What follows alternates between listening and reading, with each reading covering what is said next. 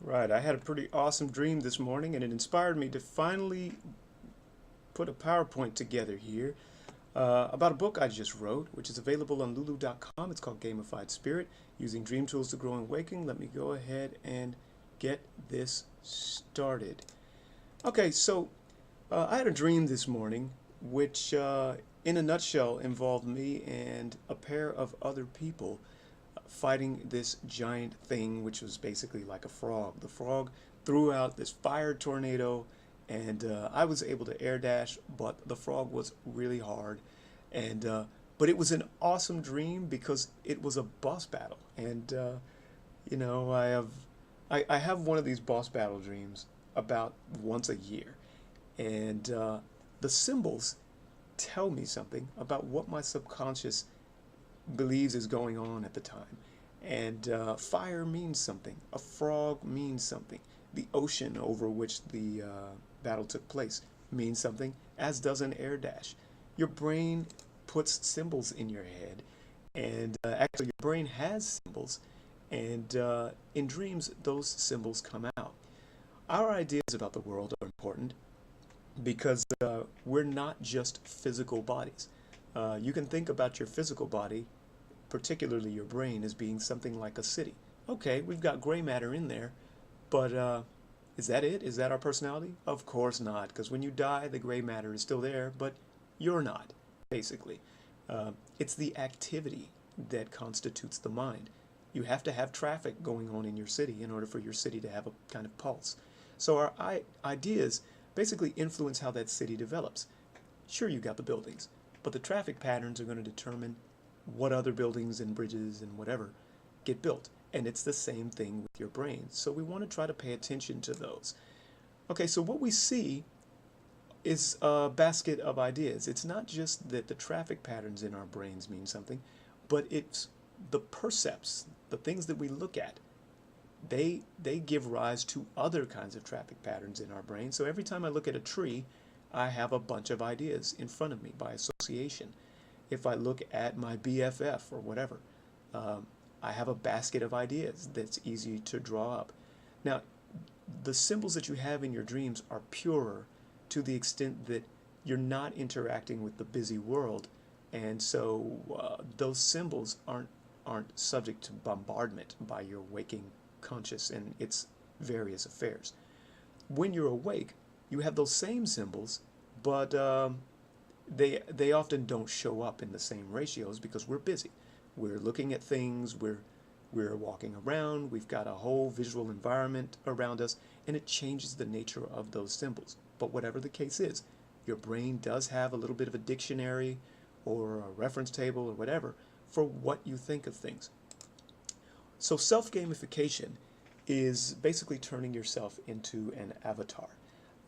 If you're familiar with the work of E.J. Gold, I was talking to somebody else recently, and he introduced me to that. I actually wasn't familiar with E.J. Gold's work, but he also talks about creating an avatar for yourself. Self gamification moves that avatar kind of idea in terms of stats and more video game-ish stuff.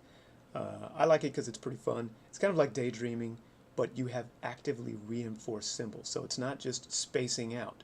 It can be done anywhere, even while you're driving, and it's not much different from talking to a passenger. In fact, it's easier to do self gamification than it is to talk to a passenger because the passenger is requiring your feedback and you're having a big conversation with them. But in self gamification, you're actually just thinking of your natural thoughts. And the difference is that you visualize an avatar doing stuff in accordance with the story you tell of those natural thoughts. I call the process semi meditation. You're wide awake. It's kind of like the Zen masters who meditate by walking around.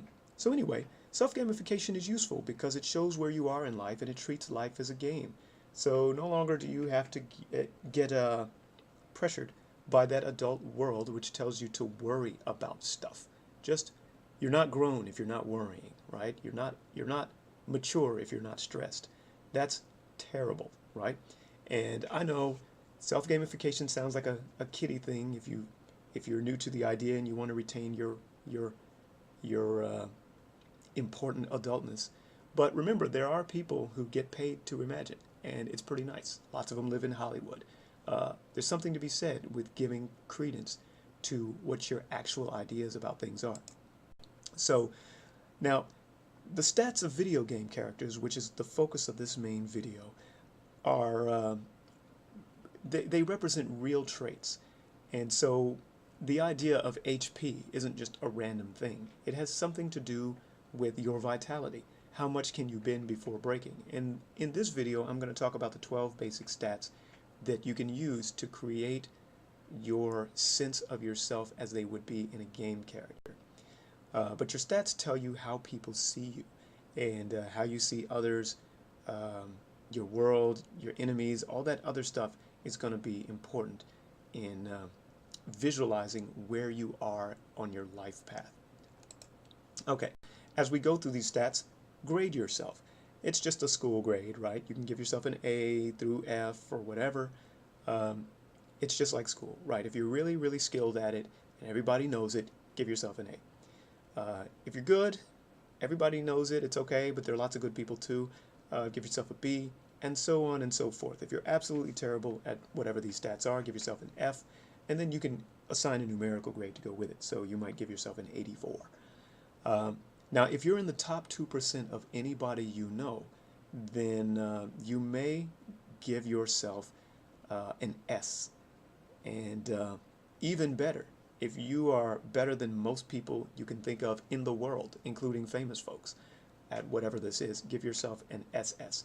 Most of us, though, are going to be C's in everything. Be honest with yourself, because if you really, really think you are in the top 2 of strong people in the world, then you will probably end up challenging yourself to use those stats or to prove it to yourself. And there's no need to put pressure on yourself to just, get the points. Okay, HP.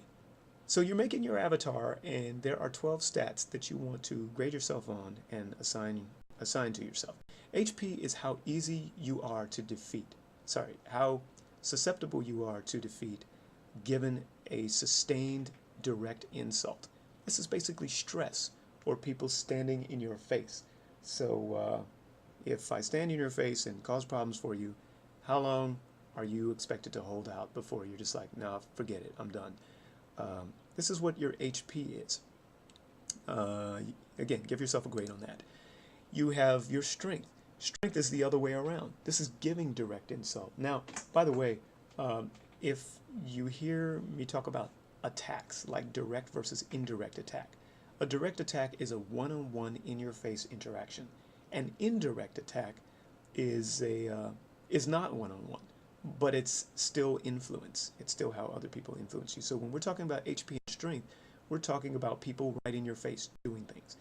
If you are high on strength, then this is how easily you persuade non-allies mostly. Allies are a bit different. They're a different story because they give you the benefit of the doubt, and it's not really necessarily a measure of stuff that you can actually do so much as it's partly a measure of how much they like you and get along with you.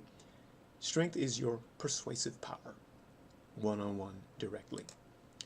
Physical defense is related to HP, but it's a measure of how resistant to hurt you are. HP measures how you can hold up under stress.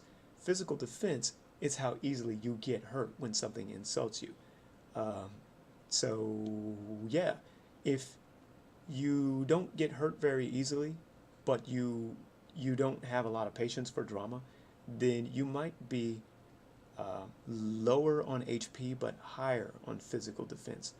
So somebody gets in your face and they get on your nerves, you're just like, you know what, I'm not hurt by this, but I'm not having it at all. I'm already stressed. I'm going away. That's how you can have different HP and physical defense traits. Okay.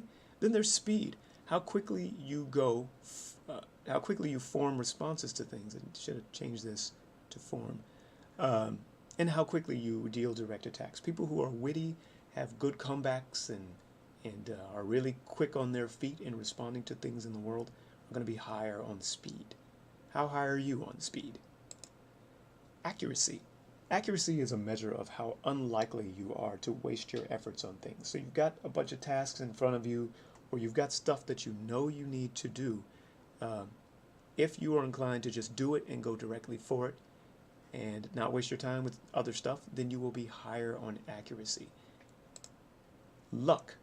Luck is how likely unforeseen good things are to happen with you. This is a um, pretty basic stat, but it's pretty amazing. There's all kinds of things that you can do to change your luck. But we all have an idea of how lucky we are in just getting things to happen for us in the world, and you can rate yourself there too. Intellect. Okay, intellect is not a measure of how smart you are, how book smart you are, whether you went to college or anything like that.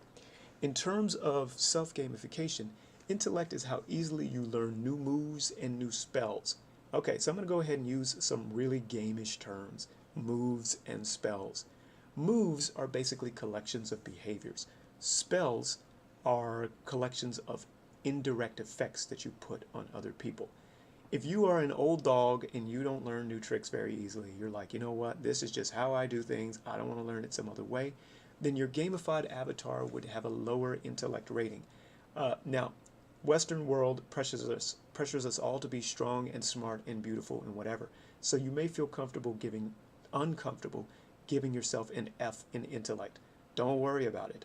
This is a measure of how adaptable you are. It's not a measure of how smart you are. So, you can give yourself a D or an F in intellect if you know that whenever people try to teach you new things, you're just kind of like, no, forget it.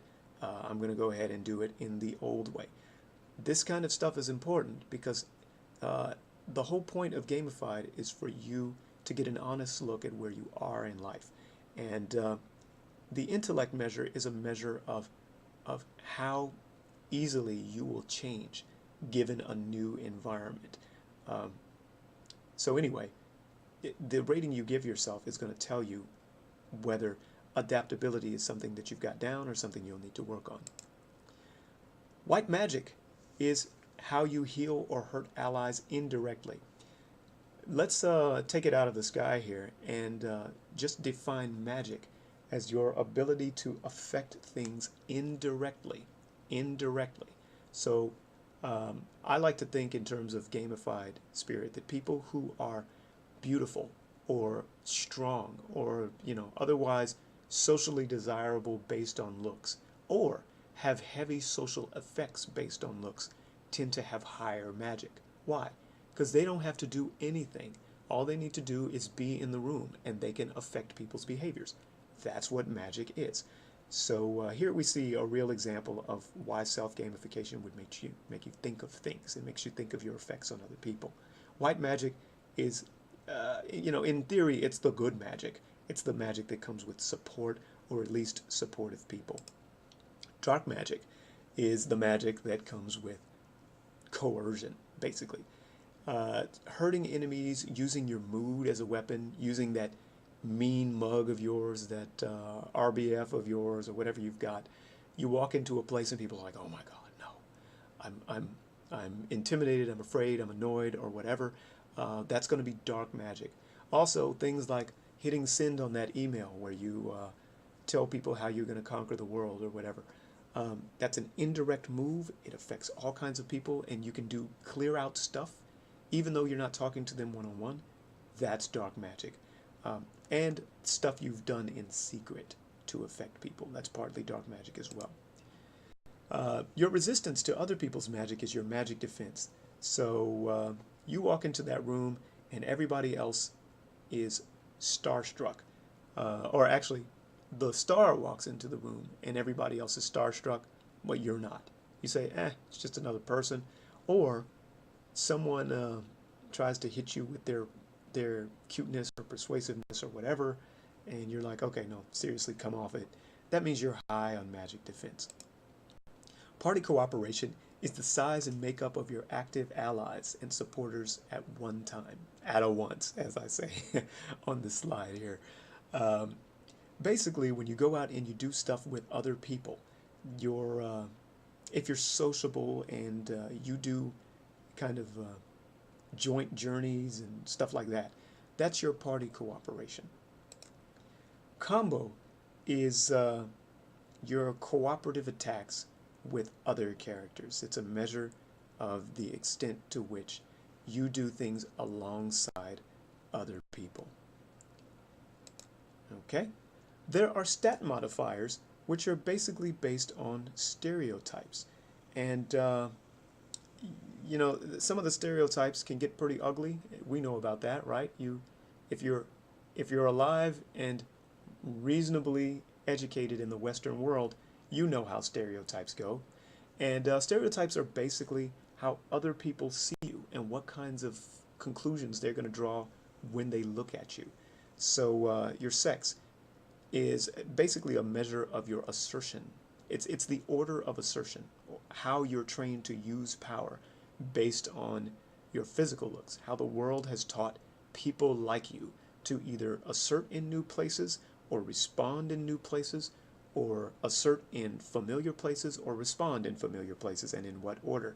Things like this raise or lower your stats, and I've given examples of some stats that get raised for all these groups. But in Gamified, I also talk about the stats that get lowered. Male, for example, would be considered to have more HP, while female would be trained to have more combo and more cooperative behavior. Gender is which kinds of these people you prefer in certain roles in your life and in your party. So you can be a biological male, but you can be heterosexual or homosexual or asexual or whatever. And with, I say gray right here, but that's asexual. Gray asexual is basically where you're not really turned on in general by default in the normal ways that we're trained to be to respond. And for something like this, in order to know that this is you, there's a new set of moves that you basically have to develop, even though the world has not taught you those. And so I put int plus 10, but again, that's not academic. That's not academic intellect. Ethnicity is how the world responds to your background. They look at you, they see your skin color, your height, your facial features, and they hear your voice, and they make conclusions, not really based on you, but based on your kind. Ethnicity really informs us when we don't have information on the individual. When I don't know you as an individual, I only know your kind, and that's where your ethnic stats kick in. Some example stats that go up or go down. White people are considered more normal, more of the norm against which business and policy and society or whatever is conducted. And so I've assigned an accuracy of plus 10. Native Americans, you got that stereotype. In again, the American society saying, oh yeah, there's this kind of oneness with the land and tradition and all of that stuff. And so we have white magic plus 10. Hispanic is more for friends and family and the horizontal relationships. And so combo is higher there. Weapons. I'm not going to get into all this, but think about your weapon, your preferred weapons, as being how you successfully get what you want. Not just telling people what you want, but actually obtaining it. So sometimes you may get in people's face and stubbornly persist. I want that now. But if they just laugh at you and you don't get what you want, maybe fists and nunchucks for your avatar is not your weapon. Weapons, the way that you actually obtain the thing that you are going after. You can pause this video and take a look at this table. I'm not going to go through it. But we all basically have access to all of these weapons, but we definitely have our preferred methods for securing the things we're after. Your level is the lowest area of life you have not yet mastered. How much of life is challenging to you? If you're still working on things like just finding esteem, finding a sense of freedom or a sense of accomplishment, and yet you've taken care of all of this other stuff, then maybe your lowest level is going to be 31 through 40. Now actually, in the book Gamified, I explain how these levels are the first 5, and I've just divided them into 50, but the first 5 major tiers are Maslow's hierarchy. The last 8 major tiers are the Buddhist Eightfold Path. Once you've reached self-actualization, there are 8 other things within self-actualization which raise it even higher. And like a lot of video games that you play, once you get around level 40 something, 50 or whatever, life is really not that challenging for you.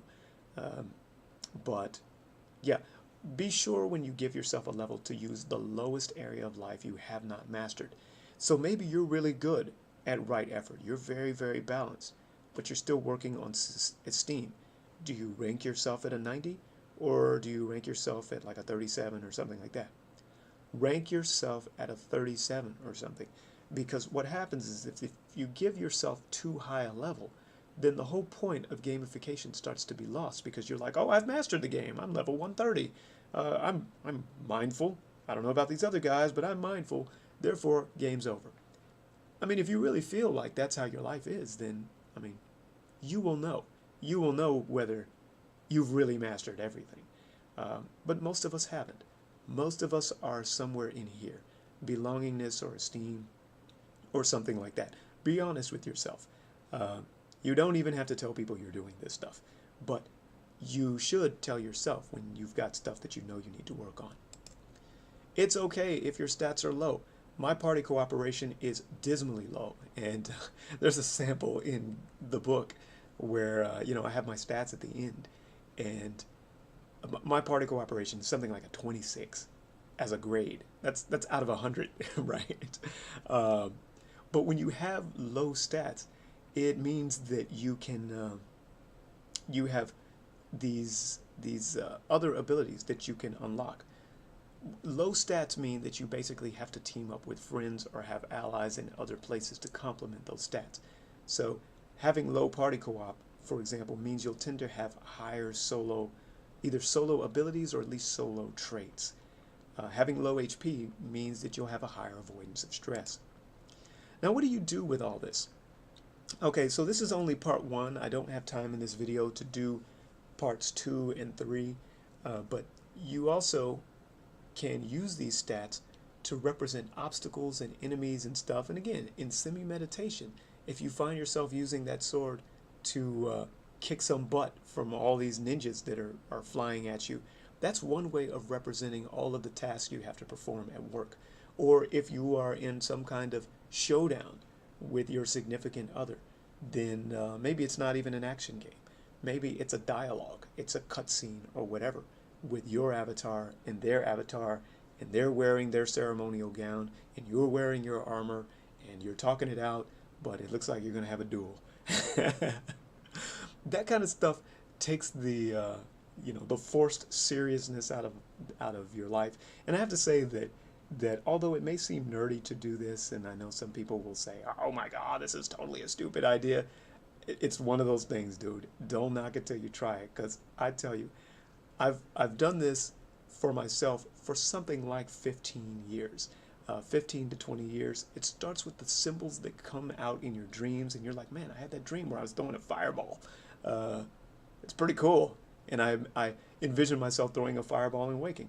Oh my goodness, you've entered the world of gamification, and it really gives you an idea of how you represent your situation symbolically. Also, be sure to add moves that describe you. If you're loving as a character, you can tell yourself, the loving trait means I automatically cast heal on other people as long as they don't block me, and my white magic stat will go up. You'll find that by adding unique traits, you'll have stats in the hundreds and 150s, or you may have stats that drop to 26 or whatever, but they're definitely you. I talked to somebody recently who has a move called Tele-Evade. It's in a dream. She does it. It's pretty awesome. It increases her speed by +10 and also affects some other stuff. This isn't just daydreaming. It's waking symbolic representation, which is different from your dream symbolic representation. But more on that. Maybe I will record some other videos on how do you represent enemies, and I'll explain what zombies mean and machines mean. I talk about that in the book, Gamified. You can pick it up on lulu.com. It is not on Amazon, not yet at least, because I just haven't done the stuff to put it there. But yeah, Gamified Spirit. I tell you that if you can look at life as a game or look at it as an illusion, it's kind of Buddhist in certain ways, man, you will find that your general happiness and awareness of yourself tends to go up. As usual, Peace and happiness to all you folks out there, and maybe you can find a valuable tool in getting there with some of this.